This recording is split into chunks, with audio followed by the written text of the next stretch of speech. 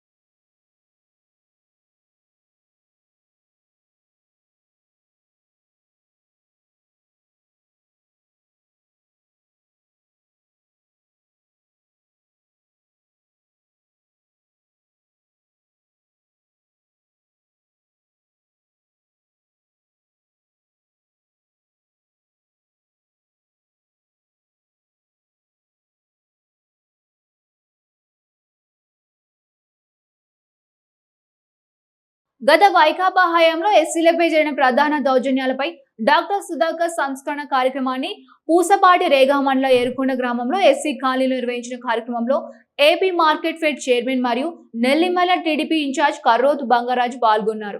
బంగారాజు మాట్లాడుతూ దళిత ద్రోహి జగన్ రెడ్డి రౌడీ ముఖాలు దళితులపై రెచ్చిపోయి దాడులకు పాల్పడుతున్నాయని, నా ఎస్సీలు నా ఎస్టీలు అంటూ నమ్మించి జగన్ రెడ్డి దళితుల గొంతు కోస్తున్నారన్నారు. జగన్ రెడ్డి 5 ఏళ్ల పాలనలో 200 మందికి పైగా దళితులను దారుణంగా హతమార్చారని, జగన్ ప్రభుత్వం హయాంలో దళితులను ఎంతగా ఊచకోత కోసారో దళిత doctor Sudhakar, driver Subrahmanyam, doctor Achchenna ఘటనలే చెబుతున్నాయి. జగన్ పాలనలో దళితులపై దాడులు, దౌర్జన్యాలు విపరీతంగా పెరిగాయని స్వయంగా రాజ్యసభలో కేంద్ర లెక్కలతో సహా వివరించింది. టీడీపీ 5 ఏళ్ల పాలనలో 8,211 మాత్రమే దాడులు జరిగితే వైసీపీ 5 ఏళ్ల పాలనలో 56,981 జరిగాయి. 2014 నుండి 2019తో పోలిస్తే వైసీపీ హయాంలో దళితులపై 10 రెట్లు దాడులు పెరిగాయి. జగన్ రెడ్డి తన హయాంలో దళిత డ్రైవర్ సుబ్రహ్మణ్యంను చంపి డోర్ డెలివరీ చేసిన నిందితుడు అనంతబాబుపై కఠిన చర్యలు తీసుకోలేదు. నేరస్తుడిగా అభియోగాలు మోపుతున్న నిందితుని జగన్ రెడ్డి వెంట వేసుకొని తిరుగుతున్నాడు. తాడిపత్రిలో దళిత సీఐని కులం పేరుతో దూషించి అద్దె ఇంట్లో బలవన్మరణానికి పాల్పడేలా చేశారు.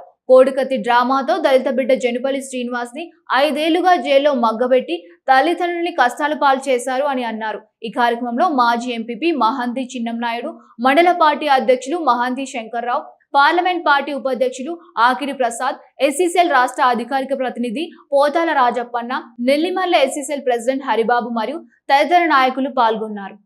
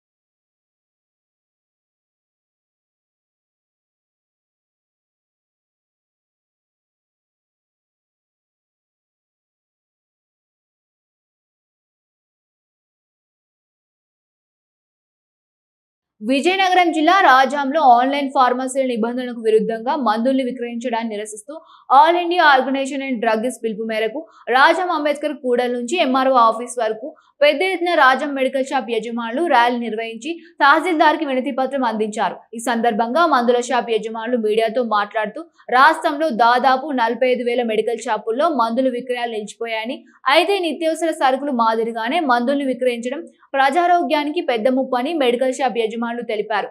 ఈ ఫార్మసీలు రిటైల్ మెడికల్ మార్కెట్ ను ఆక్రమించేందుకు భారీ డిస్కౌంట్ ఇస్తూ అనారోగ్యమైన పోటీని సృష్టిస్తున్నాయని ఆరోపించారు.